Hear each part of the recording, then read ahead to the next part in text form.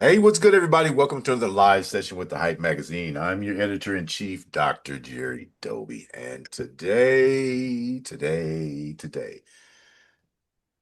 you watched Indiana Jones. I'm talking to Indiana Jones. This gentleman by the name of Dave Munson is a world traveler. His life has been full of adventure at every scene. The man hitchhiked 100,000 miles across Mexico, faced down an assassin, and once camped in a safari tent beside his own factory, all before selling his first $100 briefcase. He is also the progenitor of Saddleback Leather, which is one of his companies, and he's an author. And we're going to talk to him about his businesses. We're going to talk about, I understand you did some serious work in Rwanda, of all places. And we're just going to have a little fun. David, welcome. Hey, thank you. I'm happy to be here. All Thanks for right. having me on. We've had some fun off camera. I am really excited to meet you. My friend Heather says, "Hey, you've got to know about this gentleman, and your readers, your audience has to know about this gentleman." So I want to know how to spot full grain leather. You know what I mean? In 30 seconds. We'll talk about that later. But first, I would like to get to know Dave Munson from the inside looking out. How do you see Dave Munson, the adventurer, the modern day? Yeah. So, I I don't consider myself an adventurer, but we live a life that opens us up to the opportunity. So we yeah, so we um so back in 2000 or in 1999, I was living in Mexico and I was teaching English as a volunteer, and uh, and I mean, I just was burned out. I was used to be a youth pastor, and so I what I did was I went down there to teach English with my old youth pastor at this school, and while I was there, I said, "Man, I want to carry a bag like Indiana Jones would carry," and so I couldn't find one like I was looking for, but I like the one I had in my head. But I found a guy making leather bags. And so I sketched it out for him and I said, I want this to be made like something that when I'm dead, my grandkids they'd find in my study and they would be fighting over it. And so that's where our slogan, they'll fight over it when you're dead, came from for the company. And then, so it just made sense for the book. Uh, and so anyway, I had the bag made, and everywhere I'd go, people would tap me on the shoulder when I got back up into the US. Hey, excuse me, sir, where'd you get that bag? Where can I buy one of those? And I thought, well, I was just thinking this could support youth work. Mm. I could volunteer as a youth pastor or a youth worker somewhere, and I would just sell these bags on eBay, and it'd be all cool. And it turns out that God had a bigger plan for that, and so I was kind of short sighted, and so I had some more bags made. Moved to Juarez, Mexico, with my black lab, Mm. Blue. We slept on the floor of a little $100 a month apartment in a really bad part of town. No hot water for 3 years, and then, but all the money I saved, and I'd send money down in the bank account of his father and son. They'd send bags up on the bus. I'd go to the Juarez bus station, and I would, um, yeah, and I would take them over to El Paso and pick up the bags, take them to El Paso to a friend's workshop, and he wasn't using it at night, and then I'd sell them on eBay, and that was 2003 to 2006. And then I met my wife on MySpace. I'm so glad she found me there. And we got married right away. And yeah, opened a factory in 2008 in Mexico, in central Mexico. And yeah, it's just been going ever since. So, Amazing. Build it so my grandkids fight over it when I'm dead. That's a heck of a lot of quality. I mean, great mission. What was was there a defining moment? I mean, that, put you on the path? Something in specific that you might remember? You just got, like you said, I got tired. I'm a youth pastor. I'm teaching English, and I can use this product, but it was kind of more than that. What was there a benchmark moment that set you on the path of service? You know, I believe strongly that, and not in a religion or anything, but in just a personal relationship with God. And and then He uses us to hug people. He doesn't give air hugs to people, but He uses us to hug people who need a hug and to love people. And so that was my whole thing as a youth pastor. And then I saw that doing this leather thing, I could do it on a bigger scale. Mm, And uh, so there was that was a it was when I first went to down into the Copper Canyon, I think, is when it really clicked. Down in Mexico, northern Mexico, mm, and about, I don't know, 10 hours in, I went on a mission trip, and we are really super far remote, uh, and I felt like it just clicked. God just put it on me to that's what I was going to do the rest of my life, mm, and um, so, but then He gave me this leather business, and I was like, what do you do with that? mm, Um, and so then my wife, she's a compassionate one, mm, and so we ended up going to Rwanda, and we had a lot of extra money from the business, and we're like, well, I don't want to hold on to it myself. What can we do? And I didn't have time to do work, sit around a campfire with 30 kids. So we started supporting um, people to do that kind of work. We got involved with a ministry in Rwanda called Africa New Life, and we went over to visit, and man, the tears started. Oh, Dave is freezing up on us. He froze. Probably taken over about 400 more people over to Rwanda to visit their sponsored kids. We started taking in some boys, didn't have parents. They were products of the genocide, the '94 genocide. They were Mm, older boys, and um, so we just started taking in these older boys, and they called us dad and mom, and we called them son, and we gave them an identity. They all take our name now, mm, and they're all getting. It's really cool. They're all getting married now, and they're having kids of their own. mm. Um, a couple went to jail, uh, but I can't say that I wouldn't either if I was raised in the situation that they were. And uh, anyway, so yeah, we just love it. We love those boys, and my wife, she just mothers them and mothers them and mothers them. And so that was a real moment in 2010 that really shifted. Well, we already had the heart for people, but then my wife started a daycare there at the school. Some of the women were um, walking to a sewing program. They were walking 3 to 4 hours every day, each way. And a lot of times they'd lock their little 2-year-old or 3-year-old in the mud hut alone, and they'd come back and he's dead. And because they were so desperate, because there was only one other way to make money to feed their kid who was unconscious.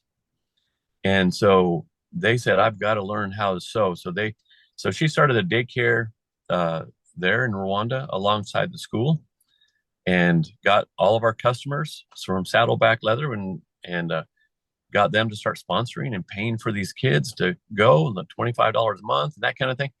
And man, she just got a heart of gold. And so I'm like, how can we impact the country of Mexico? What can we do to change the world? I'm up there in a satellite looking down on Earth, and she's going, what about this one? What about that one? And so, yeah, that 2010 moment was a really significant, uh, impacting time for me. So why Rwanda? Were you on a leather hunt, or God just called you? I mean, you got rhino leather, you got elephant leather. Like, Why? Well, so we were looking for a place to give money to, Mm-hmm. and that dealt with single moms, that was accountable, financially accountable, because man, watch out. And then we were looking, and I love kids. Love, I was a youth pastor. I love kids. Mm-hmm. So, and my wife had single moms living with her all the time that before we got married. Mm-hmm. So, uh, we, a friend of mine started, became the executive director of Africa New Life. And we said, hey, man, let's start giving to there. I know him and he's accountable, financially accountable and stuff. So we started giving in 2008. And then in 2010, my friend Alan said, hey, why don't you come visit? See where your money's going. You know, it's cool. You'll have fun. And I thought, oh man, this is going to be great. We'll Yeah. do this marketing trip around the world. We'll go to the Seychelles. We'll go to Spain. We'll go on safari in Tanzania. We'll go to see the gorillas in Rwanda. And then we'll stop and see those kids and stuff too. And then Ireland. And then we can go back home. Oh man, record screech stop when we got to Rwanda.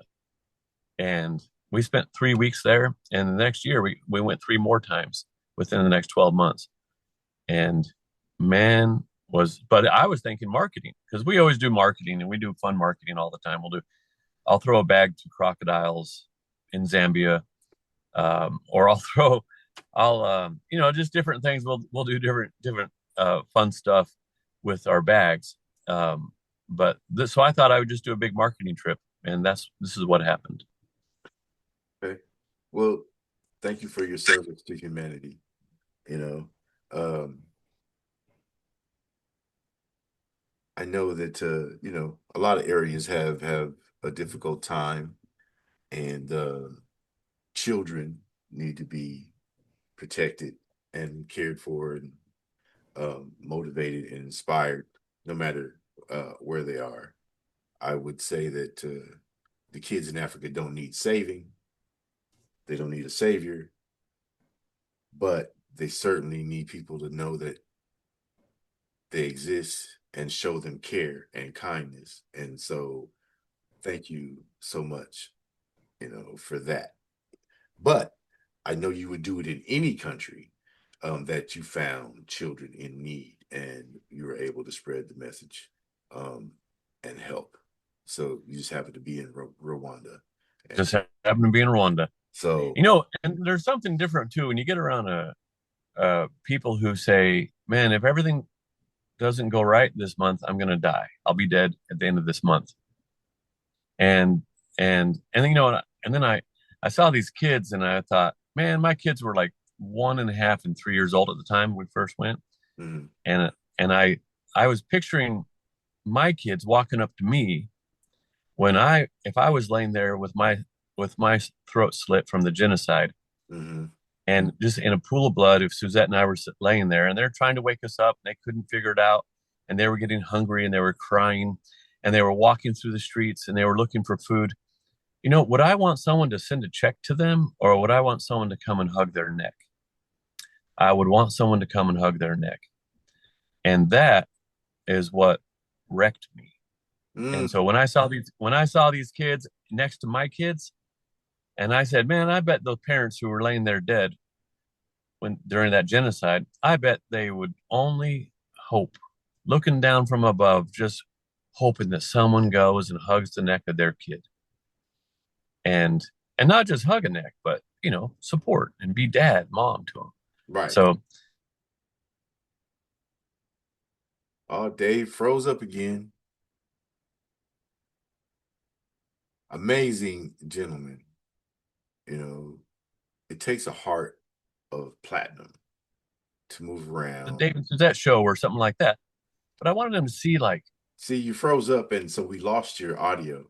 I was oh, okay. I was kind of giving you flowers over here Oh, while you okay. were Oops. frozen. You caught me mid flower give. let's, let's start over. Go for it. Yeah. So I wrote the book because I wanted people to see actual things that people are doing. Not that everyone has to go start a daycare or someone has to go start an orphanage or something like that. But what can you do to hug someone's neck to love someone in a tangible way, Mhm. what can you do today?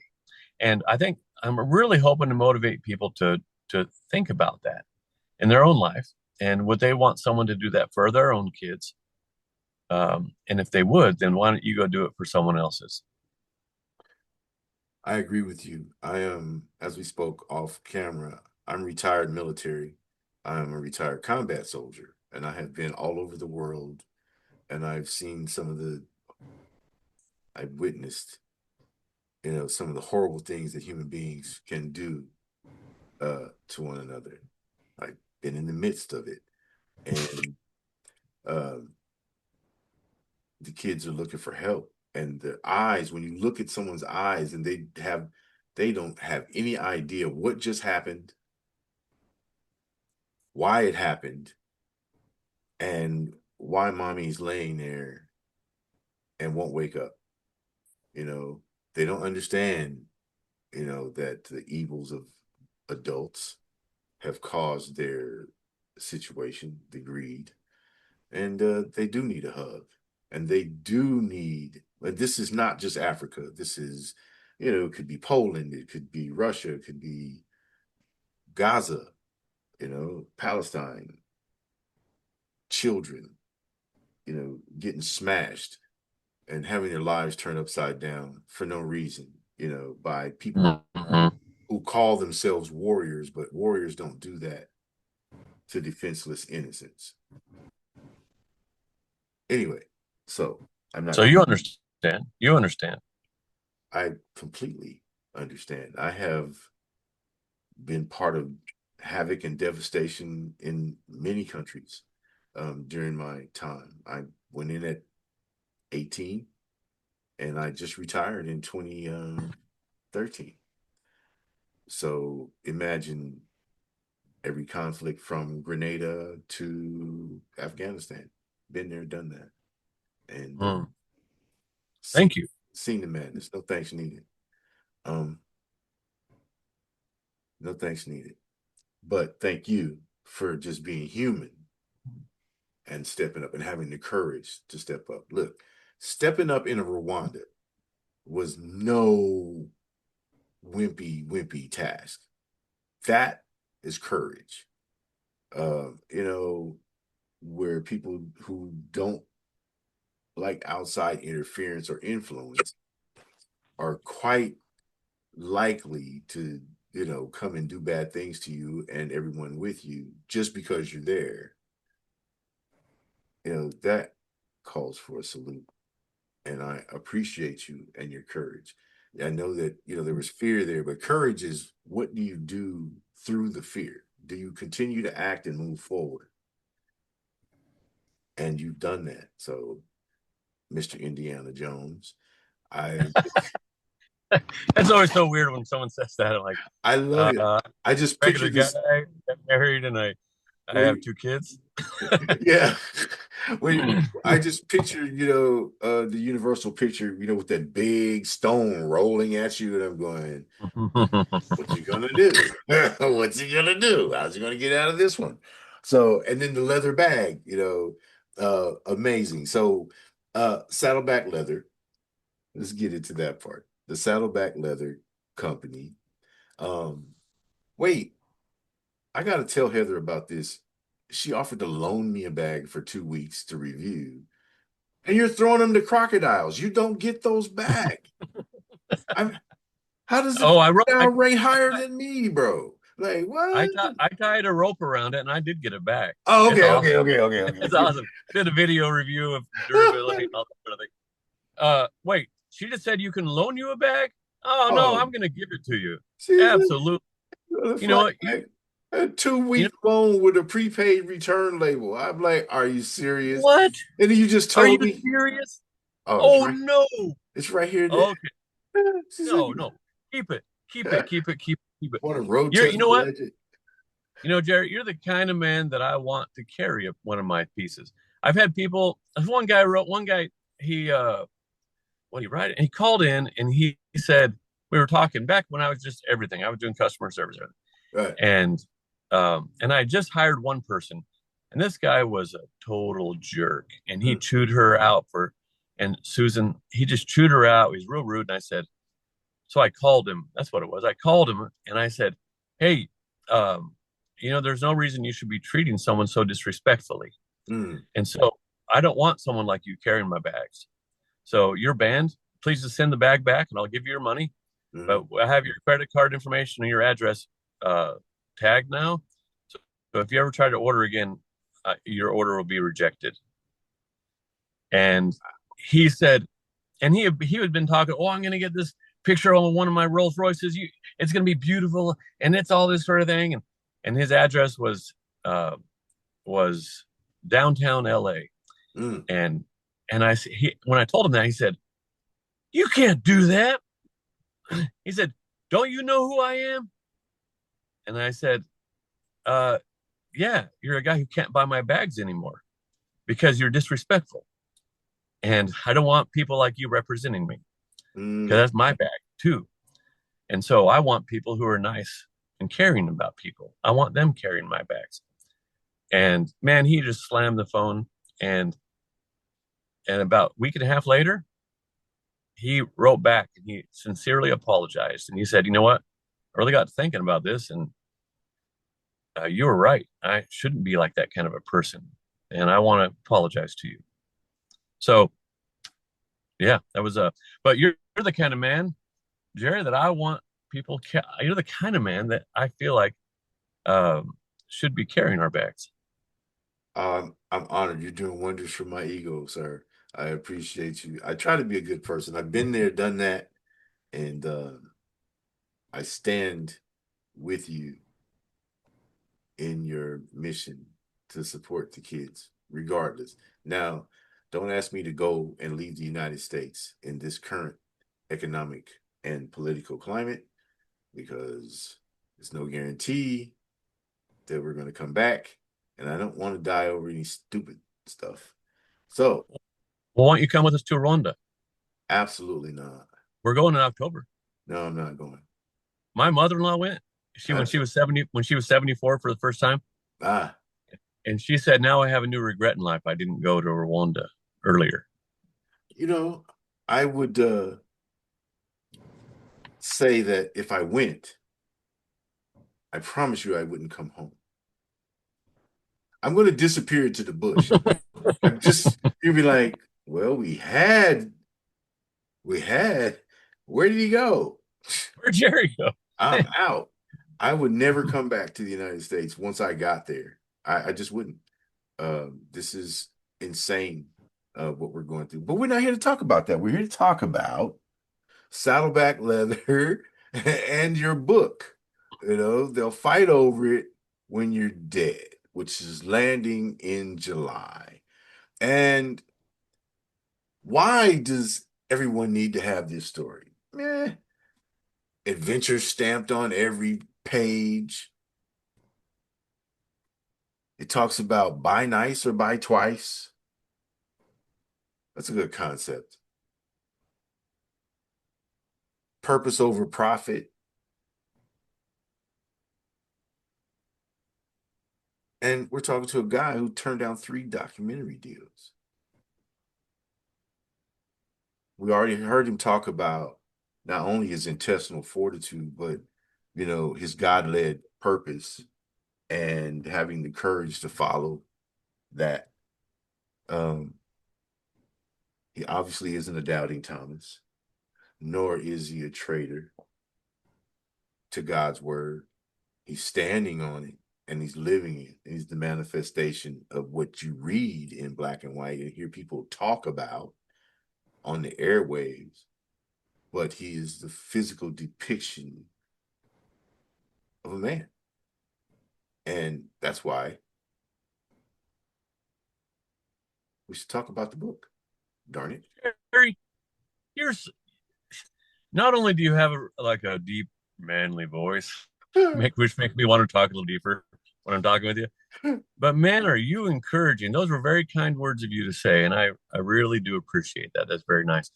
I think that we are all gifted in certain ways, and we all raised in different environments, and um, And I think when we step out and we use our gifting, uh, that good things happen.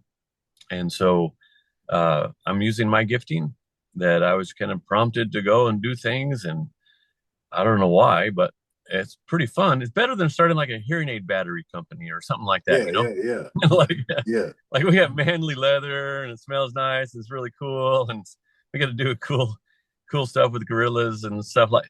Uh, I so why the book? I wrote a book about the stories.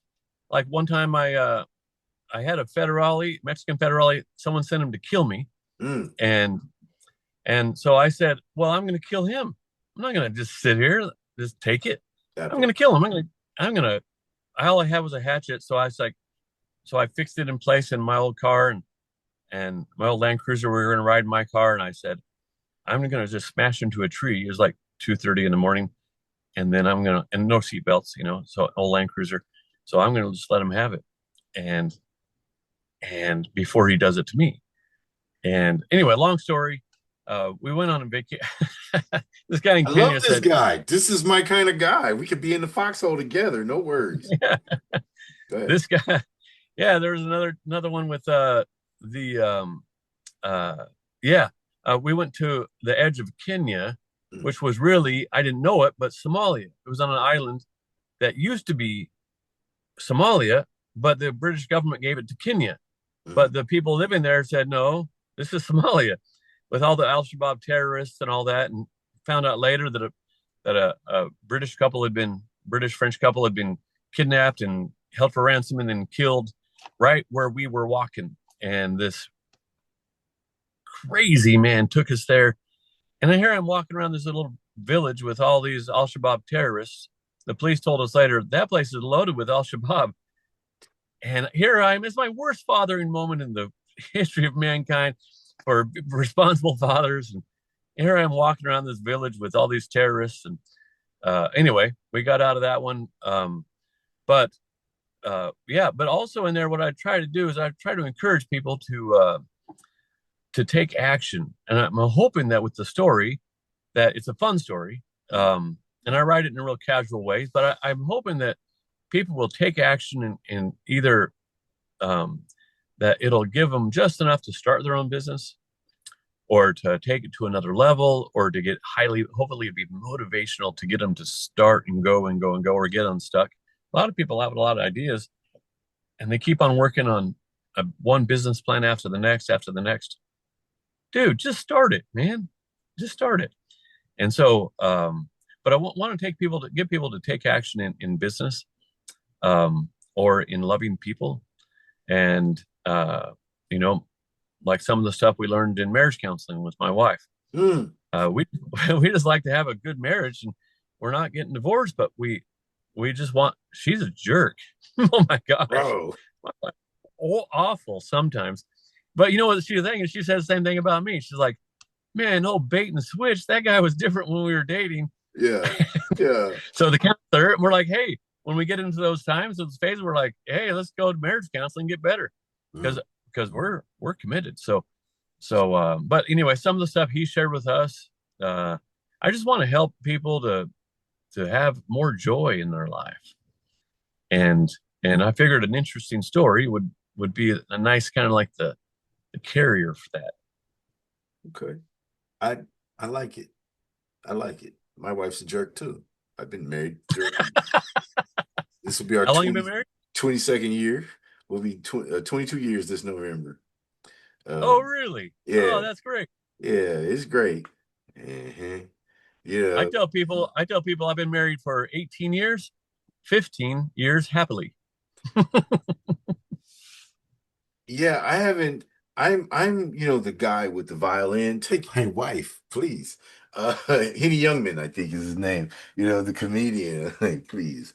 You know, I get no respect uh in my house. uh, to coin a term from another comedian whom I absolutely adored. Oh, You Rodney know, Dangerfield. Rodney Dangerfield was my dude, man. That guy. He was a I was great going to guy. watch anything he was in. Didn't matter. Like I don't care how stupid it was. If he was in it, I'm watching it. And Oh, absolutely. and then Henny Youngman, I my one regret in my life is I never got to see him live on stage doing his thing, because but I found this place called archive.org. And so I have downloaded every Henny Youngman appearance ever. Oh, really? Yes. They have like 100,000 uh films and stuff like that that are in the Creative Commons. They're in the public domain. So you can Oh, down really? yeah. And I'm not joking around. I have downloaded as much as my computer can handle. Got I've I've blown out like 2 terabytes of memory downloading films. I'm into that badly. Oh, that's great. Yeah. Hey, So Toby, hey, Jay, real quick. One thing about my wife, mm, I would marry her again in a heartbeat. If absolutely. I could go back in time, she has made me into a good man. I told my daughter, I said, sweetie, you're not going to marry a great man. You're going to marry a good man. Mm. And I said, but if you do it right, he'll become a great man over time because of you. And there goes David again, freezing There we on. go. Oh, There, man. see, he here, let me pull you back in, bud. You're, Sorry you're about not that. getting away like that. I'm gonna have to do some heck of an editing on this video, but it's okay. I'm having a great time having this conversation, and I would marry my wife again as well. Uh, Life has tried that BS, but here we are, triumphant. 21 years and counting. As long as she doesn't determine that she's finally had enough of me and terminate my existence. Um, I could see her duct taping me and putting me in a closet and starving me to death. Billy Graham's wife, Uh, they asked her, did you ever consider divorce? She said, divorce, no. Murder, yes. hey, how do they put up with us, Dave? How do they do it? Man, Because we do give them man. challenges. Hey, you know what I learned recently was that I haven't been serving my wife enough. And so, in like the little ways, like, hey, could I get you some more something to drink? Hey, why don't you have this pillow? Hey, why don't you sleep on that side of the bed at this place? Hey, could I get this for you? Hey, I haven't been serving her enough, and I haven't been serving my kids enough either. Huh, And I realized I haven't been a good example of that. And so that's something, a little something I'm working on these days. really? You know, Yeah, I used to be a complete marshmallow when it came to my wife and my kids. She could look at something and I was running, but familiarity seems to breed contempt. And the more I do, dude, you just said exactly what you just. Yep, yep, that's exactly right. so I served myself with a cease and desist. Uh, didn't help a lot, but it preserved my heaven a little bit. I started, Yeah. taking care of myself. I'm going to get myself a glass of water with ice cubes the way I like it. And if you want one, I made extra ice for you in the ice maker. Come down. I cleaned your cup. Oh, Oh, that's I sent a goes text along. message now. Dinner's done. Now I'm going to cook, but I'm not bringing you your plate. You're going to have to come downstairs and get it. Oh, There. yeah. I didn't mean to cut you off. No, no, no. That's great. Yeah. What? Yep. Let me get some get back one way or another. Yeah. And we'll be standing there. Now, if we're in a public place, she does fix for me. What do you want, babe? What do you want? She wants to look good in front of her friends and whoever we're around. As soon as we get home, she no longer speaks to me. I've gotten all that I'm going to get for however long before we go to the next public appearance. And then she again appears to be the dutiful wife and doting wife of a man who deserves it. Yeah. Tooting my own horn, damn it. I'm sorry. Well, you know what? You know what? What? Uh, I, uh, I'm an imperfect man who married an imperfect woman, Mm, and and God's using her to shape me, and He's using me to shape her. And I like that. uh, yeah, I like that. Yeah. Yeah. I'm not trying to shape her anymore. And she's refusing to even talk to me until I shape up. But I'm going to stay out of shape for the rest of my life. Simple, you know. Um, I'm 62 this year, and I've just determined that I'm not going to mind anymore. It hasn't served me well, except for the fact that she's still here. And when I wake up from surgery, she there he goes are again, you kidding me? Are bro. you kidding me? What in the world? I don't know. It's storming here, and then I don't know if maybe if you get a text message, you're popping out or something like that, or somebody's bothering you. I don't know how we got off track, but I just met a friend. I believe that someone that I would definitely share a foxhole with, and if I were going to go to Rwanda and traipse around in the woods and looking at rhinoceroses and elephants and things, I probably would do it with you. Um, I probably would, but it's not going to happen during this administration. I'm just not going to go anywhere where everybody's pissed off at us just for being American. So I'm not getting political. This is just a reality. So um, the Hey, you know what? question, This is real interesting.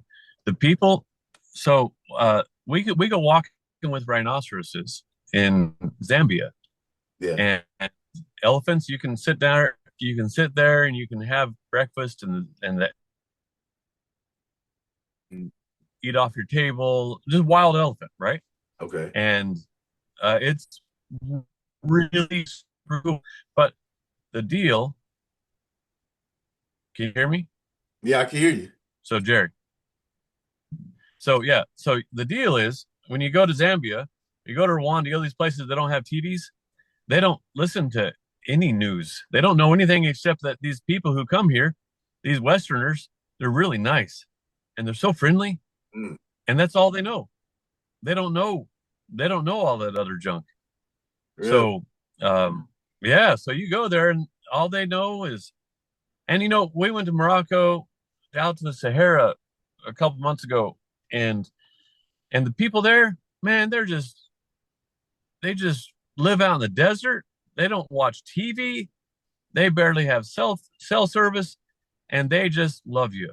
They're just really nice people, genuine, big-hearted people. What I found, where they don't have uh, people just spouting off and talking about how bad the Democrats are, how bad the Republicans are, how bad the corruption and all of that junk. And Mm. when they don't hear that, they just go, "Oh, look, a really nice person who's coming my way." It's amazing. I would love that. That would be heaven. And now, once again, I would never return. You know, after finding that kind of a peace, my mission would just to be to live in peace. And and bury me in the elephant graveyard, in the boneyard, or whatever, just let me be. I'm at that point in my life, I'm it's refreshing to know from someone who's, actually been there, deep, not in the tourist traps, but like out, really out, how it is. And misinformation, stereotypes, and things like that abound. And I'm victim, you know, as well. With a reason, though, been where Well, I'm, in October we're going again, okay, and that might be an option. uh, it's a really comfortable place, and you'll say, "Man, that was the best trip of my whole life." That might be an It'll option. be the best. best trip of your whole life. We'll go on safari. You can go see the gorillas. It'll be the best trip of your whole life. You can take you and your wife together. I'm feeding her to the gorillas. No, no, no, no. Uh, yeah, I wish I could. I have a new obligation. I am now the uncle dad of a 16-year-old, and so leaving the country, and he is. No, I can't leave him here by himself. He needs direction pretty much every moment that he's breathing. And I think I was that way at his age too. So yeah, I'm not leaving him by myself. Are you kidding me, Jerry? Oh, Because I'm not kidding. I'm starting in the first week of August 1st. I'm Uncle Dad to a 16-year-old. Are you kidding me? Your daughter just graduated high school, and my daughter. Are you joking? no, this is really happening. Are you kidding me? I saw him through I'm the. sure that, huh? I just saw him through the last section of his sophomore year. He got displaced, and yeah, so I have him junior year right now. See, at 6:30 in the morning, I take him to football camp, and then right after that, he's in basketball, and then 2 o'clock, I'll pick him up, and then we have tournaments. Yes, I am the uncle dad. Yeah, yeah. So our lives are parallel in more ways than you know. You're kidding, not kidding. You Yeah, are not kidding. I'm like, wow. How long have you and your wife been married? 30? No, 18. I'm 53. We got married when I was 35. She was Okay, 34. okay. And we said, hey, um, I was pretty set in my ways, and so was she. But man, I couldn't. I mean, it was like I couldn't imagine not being married to her. So I was trying to get this business going all these years, Mm, and sleeping on the floor in Juarez and no hot water and all that stuff. So I was kind of avoiding getting married, but I wanted to, but I was avoiding it, sort of, I guess, subconsciously. So, they say that the woman will marry the first man she falls in love with, mm. and a man will marry the first woman he falls in love with when he's ready to get married. And Right. so that's what happened. And I didn't want to be assistant manager at Pizza Hut for the rest of my life. Once if I got married and had kids and I needed the insurance and that sort of thing, nothing opposed to that. No, that's not it's good work, but that's not what I was hoping for in my life. And so I waited until I was, yeah, till I got the business going, and then, yeah, then we got married. This, I said this was going to, become a conversation, which it did. We lost the interview a long time ago. It's just a conversation, but uh amazing stories. July 1st, Dave's dropping his first book. They'll fight over it when you're dead. July 1st. So having experienced him on this video, definitely feel like it's going to be worth the read.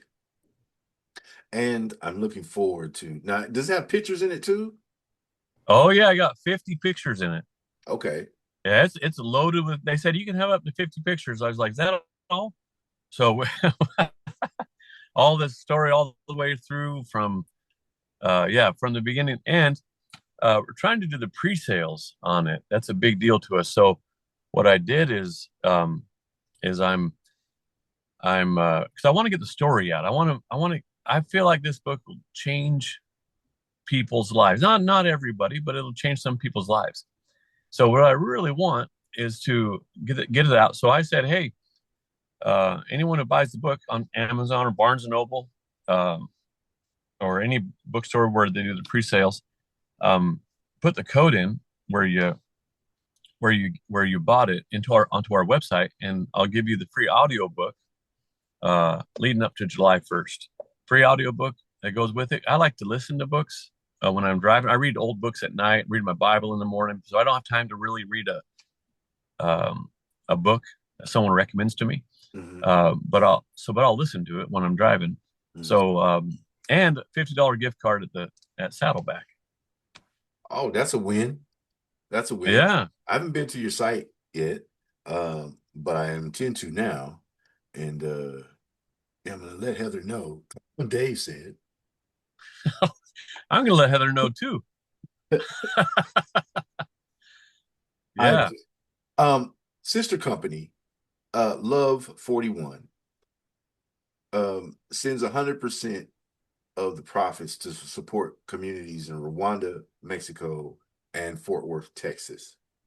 Talk to me about this auxiliary or collateral company. Yeah. So in 2012, we got married in 2006, and Suzette was watching me do all of this stuff, and she was, going along with me on these things. And she said, "Hey, I feel like the women need something, and I feel like we could do more."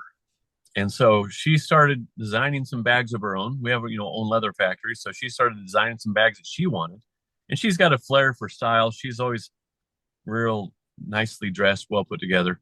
She dresses me, buys my clothes, Yeah. and hey, it is what it is. Yeah. And I'm happy she does. She totally raised my style. And so all of that money, it's really the Saddleback was doing the same thing, but that's our heart on our sleeve is Love 41. And so she's very involved in the lives of these kids. And we have a school in Mexico, a homeschool curriculum. It's an American English school for kids in our factory and neighborhood kids. And we have an English program, which is like it's almost free. You have to make it almost free. You have to make it cost something, or they'll skip. They don't value it as much. Right. Um, but English, so for fluency in English, it's an active way we can love people, by getting that to them. Um, so she manages all of that stuff, but all of the money goes towards sponsoring kids to go to that school, just for their books and the teachers and stuff like that, or in Rwanda. There's a school there that we're strongly behind, and we're not trying to get it to be the greatest school in the world, but we want them to know their worth, and we want them to get an education because they wouldn't otherwise. And so, when you try to say, "Hey, we're going to have the best education in the world," well, that ends up costing a ton of money Right. and regulation and the highest level teachers, and you don't get as many kids. So we'd prefer to have a darn good school where the kids are getting loved. They're Mhm. getting they don't want to leave school. They love it so much. It's the environment, the community the culture that we have there is love. So Love 41. She was like, "What should I name it? Love for one kid. Love one child for life." I mean, she couldn't figure it out. And this pastor behind us in this van, we were in Rwanda. He said, "I wonder what Psalm 41 says in the Bible." And so Mm. someone looked it up, and it said, basically, if you're those who consider the poor and love them will be blessed. And so we're like, okay, it's Love 41. So there you go. Look at that founder story. That is a great founder story. You know, it's tied in with spirituality and the Word of God. And if there's ways to be obedient. You know what I mean? Uh-huh. So Yep, yep. I'm not gonna get too deep into it. Um, so Love 41 sends 100% of its profits to support communities in Rwanda, Mexico, and Fort Worth. And then the brother company, the parent, Saddleback, carries a 100-year warranty. Yeah, yeah. How about that, huh? Bruh. So Okay. All right. so And they it's will not one fight of about those. it, obviously. They'll buy it when you're dead. So Yeah. it's not one of those like, okay, in the original packaging and with original receipt, all that kind of thing. I tell people, you know what? uh, if there's a problem down the road, you have your grandchildren talk to my grandchildren, and we'll take care of you. And the idea is we don't use any breakable parts, Mm, so no zippers or snaps or buttons or anything like that. And so I was kind of eliminating everything that breaks. And then so then we use it's thick of like boot leather, a little thicker than boot leather, but really high quality fine leather. mm, And then we everywhere where it could tear. So I had this old man. I had my original bag made, and then I had some more bags made by another man, old man, and he said, he said, "Hey, can I make some suggestions to you?" So he did. He's like, "Listen, I've seen over the years the bags tear right here, and this stretches eventually. You know, I didn't know, but he just kindly guided me through what quality, like reinforcing things. He said, put the rivet closer to the stitches, mm-hmm, so that it doesn't go through the stitches first and then through the rivet. And they both reinforce each other. And put these hidden strips inside, so because they don't stretch, but leather does, and line it with this and do that. Man, he was just this kind old man who helped me to start learning about quality. mm-hmm. And so I just don't have any breakable parts, and we just have old fashioned buckles and um, no magnets, nothing that can break. It's kind of just an old fashioned bag like your grandfather would have carried. But we line it with, just the toughest lining, pigskin, which is tougher than the cow skin. And our hardware is unbreakable. We used to have breakable hardware, turns out. But uh, in 2012, I switched to this unbreakable hardware, and our thread and everything about it. I just tried to make it. And so you mentioned when we first started, you said, what's there? This is a nice little thing for people to know. What do you get? Full grain, top grain, genuine, bonded, split leather? Well, like what's all the difference, right? Right. So real quick in 30 seconds, grain or the top 20% of the hide is the toughest part. It's the most protected part of the cow. Mm, And it has it's the most dense and the tightest. The fibers are the tightest. It's really just this great leather, resists water and stains and everything else. So, but it has a lot of scars on it. And so what happens is and it has the full amount of grain on it. And so it's full grain leather. mm-hmm. But what some people will do is they'll go, man, I don't want to cut all the scars away and throw them in the trash. That's a lot of money. So they'll sand off almost all of the grain and with the scars, trying to sand the scars off, but they get rid of the grain. And just the top of it has a little bit of grain left. And that's called top grain leather. Ah, There you go. so And then full grain genuine is, untouched. Okay, okay. well, it has the full amount of grain on it. And then top grain has some grain on top. It's still good, and better than any synthetic or whatever. So there you go. So we use just full grain leather, and we use the thick variety of it. And and the way they tan it makes it even tougher than a different tannery would do. Hmm. So yeah, it's pretty cool. Okay, I'm looking forward to the bag now. I'm going to go to the website. Do I get to pick what I want? Or are you just You going to? do. You do. Oh, Pick what you shucky want. ducky quack quack. Y'all don't know.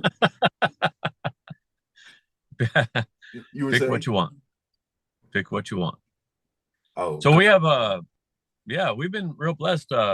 Rolls-Royce had us in one of their coffee table books. okay. Um, we're the official of the goods of the Texas Rangers. Mm, Um, I'm Toyota asked us because and it's all when you focus. I tell people if you're going to start a business, focus on doing the highest quality you possibly can. absolutely. Don't go for volume, volume, volume. Go for the highest quality that you can possibly do, and then and learn all you can about it. Educate people on quality so they don't make bad decisions. Sorry, I'm having trouble understanding you. He ain't going nowhere, lady. Be quiet. So so I say turn off. I say what in the heck? It's a live Who session. did that? This Who is a did that? live session for real. Who did that? I don't know. The ghost in So the I say educate people, and so Toyota saw that we focus on excessive quality, and so does Toyota. Their cars just don't break, right. and they said, hey, would you be up for doing limited edition Tundra with us, Toyota Tundra. Whoa. I was like, what? With little old me? Like, we're not a big giant company. And so they came over, and the general manager of Toyota and the head of marketing for North America, and we chatted for hours, and they said, "You're the guy." So they love the quality. People are really drawn to quality. Yes. You know like why do women, why do they like diamonds instead of crystals? You know what I mean? I don't know. Like why does it make people feel nice when they see a Rolls Royce go by and they go, "Now, Marketing. right there, that's class right there. That's the highest quality thing man's ever made." Mm, Or they see gold and they're like, "Wow, that's just beautiful. That's just there's something about quality." yeah. Nature.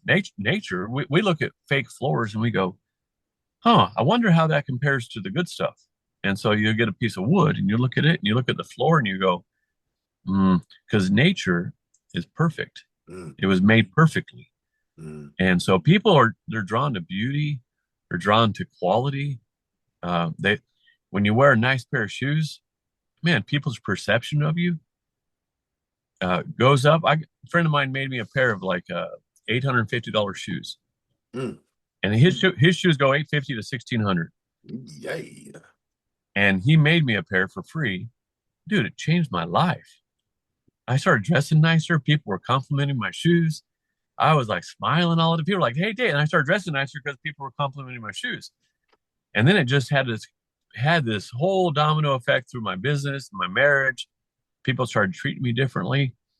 It was really interesting what quality does to people. So Yeah. yeah. The first time someone read me, I walked into a room, and I had finally got my fantasy Savile Row suit. You know, Oh, you did? oh, finally, yeah. Come on, I had to have West Point cut, single break, everything. So I actually had it patterned after my dress blues, and I like, and because I used to work in the National Cemetery. I was on the burial team, and so that's how it's West Point cut, single break on the pants, boom, boom, boom, this way, this way, this way. Remove the lining from the jacket. All. So I finally had a Savile Row suit made. Best few $1,000s I ever spent. I promise you. But I was like, and people looked at me. And then I had the audacity to wear a Timex. This lady says, an older lady, she says, "Boy," I was fairly a grown man at the time, but she says, "Boy, what are you doing?" Before Medea even came out and says, "Know your fabrics, know your fabrics." Uh, she says, "How do you pair that with that suit?" I didn't know the difference. I had no fashion sense whatsoever. Uh, when I was in active duty, I didn't wear any jewelry, no wedding ring, no nothing that I had to put in the burn bag, right? I didn't wear anything. And so I just like, it's a nice watch. It was, you know, they do treat you differently. She took me. Next thing you know, I didn't know red bottom shoes came from men. So I ended up with a pair of red bottom dress shoes to, and then, a really nice uh timepiece. She says, "This is not a watch. This is a timepiece." I said, "Well, thank you, grandmother, for spoiling me. I really appreciate it. You just, And so you're right. They do look at you and evaluate you differently. And if you know enough about quality, you treat yourself differently and present differently. Uh, You do. yeah. I was at that Rolls Royce event. We had our display there at the event for the book launch, and I'm always looking at people's bags, right, briefcases. Mm. So some guy, I don't know, late 30s, early 40s, walks by quickly, and he was wearing a really nice suit and he had nice shoes on, and he had a briefcase that looked like a my first big boy briefcase. Oh, wow. Like a starter briefcase that he got from his uncle who graduated because he graduated college. Now he's got to go get a real big boy job. And he had that. And you know what I thought right away? I thought, dude borrowed the suit. Oh, Dude borrowed the suit. He didn't belong here. So wow. and so and so actually I've been wanting to get a suit made on Savile Row. Mm. And did you know in Japan the word for bespoke is saburo? No, I didn't know that. Saburo. Saburo because of Savile Row. And Mm. they've known since the 1700s that if you want to get a suit made for you only, that you go to Savile Row Saddle in in London. And but there's a couple of old men off the around the corner, one street over named Kent and Haste, Mm. and I'm going to have them make it off of Savile Row Mm. because they everyone on Savile Row they trained They drink. and they trained them all. So I'm going to Oh, have them. I'm going to have them make me a suit here, not too far in the future. I finally got that one. It was years ago. I got the deepest, richest blue business. Oh, this thing. Oh my goodness. Yeah, that was amazing. And then my next up was the Brooks Brothers I wanted to get. And I'm like, Savile Row, Brooks Brothers. And my wife looks at me, she says, why do you have to have Brooks Brothers? I said, well, in America, that's like the best thing I can get, you know, here in America, unless I go home to LA and I have my Greek tailor friend build me a suit, you know, and he may or may not still be there. But uh and I had to turn around and says, well, why do you need 900 pairs of black shoes?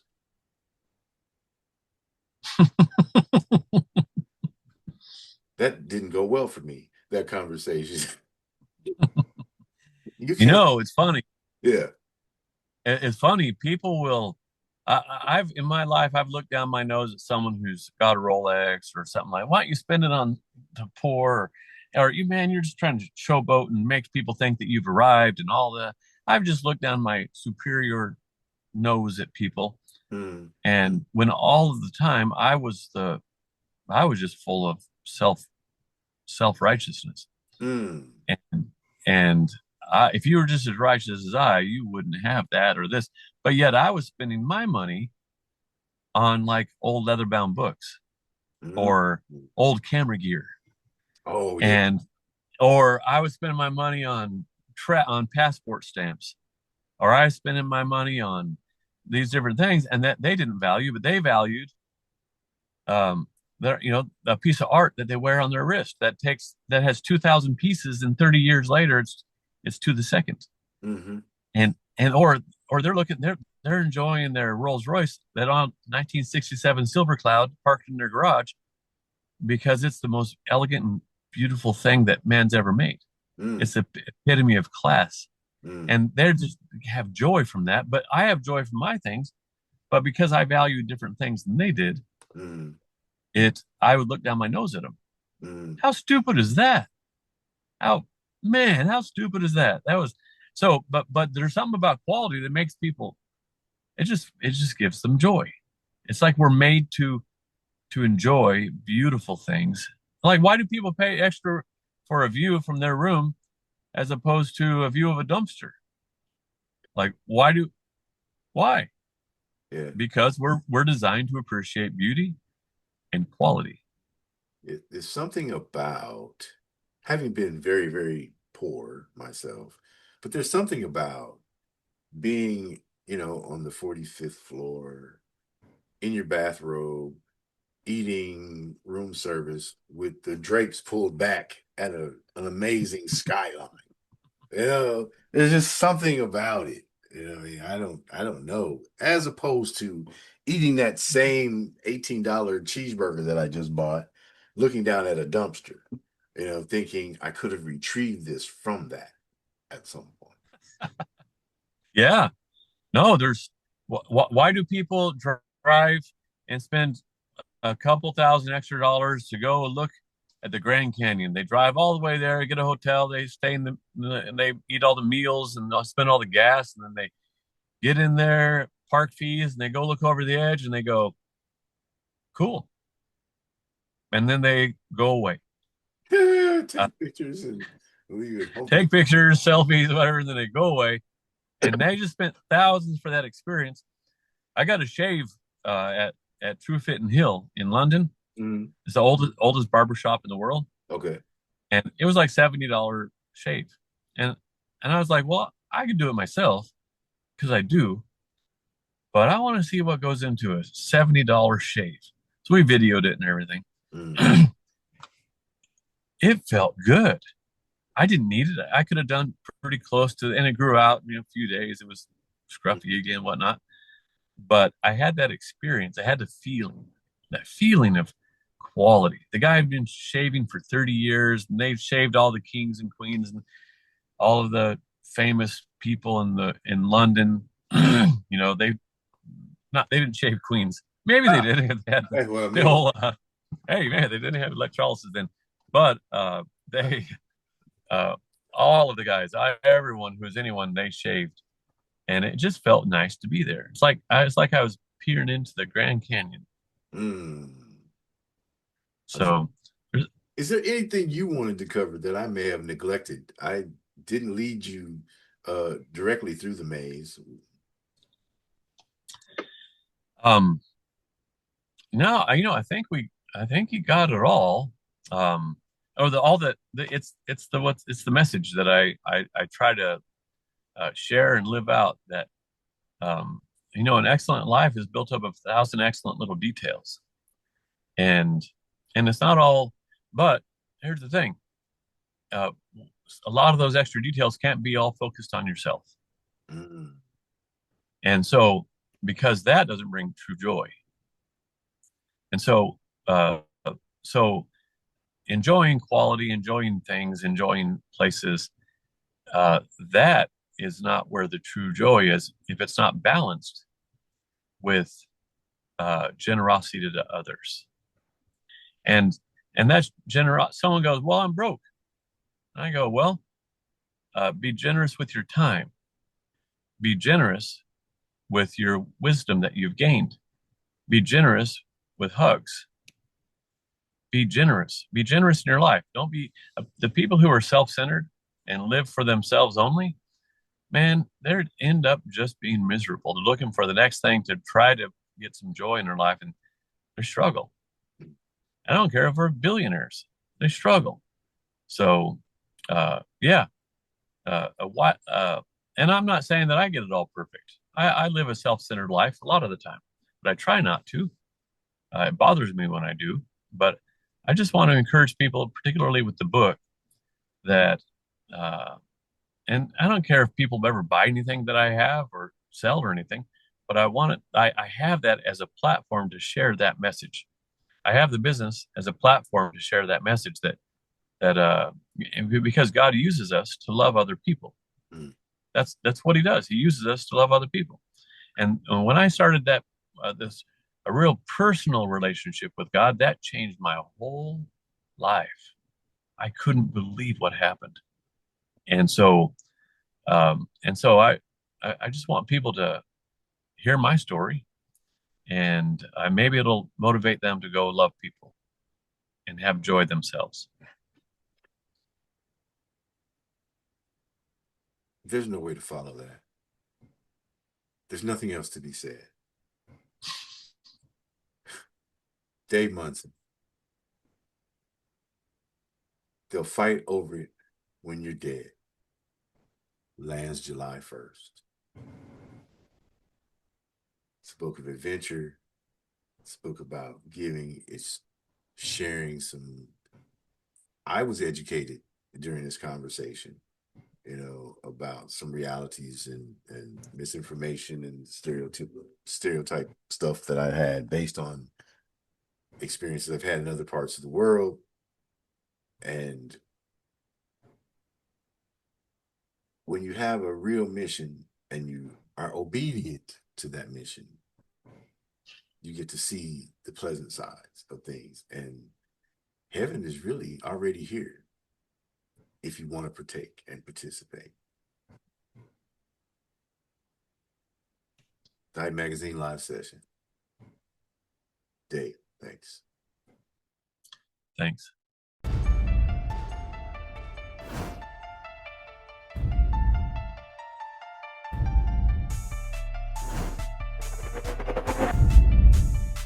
As an artist, we should reflect the time.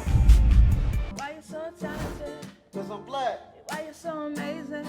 Cause I'm black. It's really important that we build characters so that people understand their story matters. 2 Chainz and I both are just really into good food. And when you know you are royalty, you will only aim in life to be royalty. We're doing it right now. I don't give a damn what they say about me. Yes, I called your ass out. I know I shouldn't be saying this kind of. Shout out the Hype Magazine Network. Shout out to the Hype Magazine Network.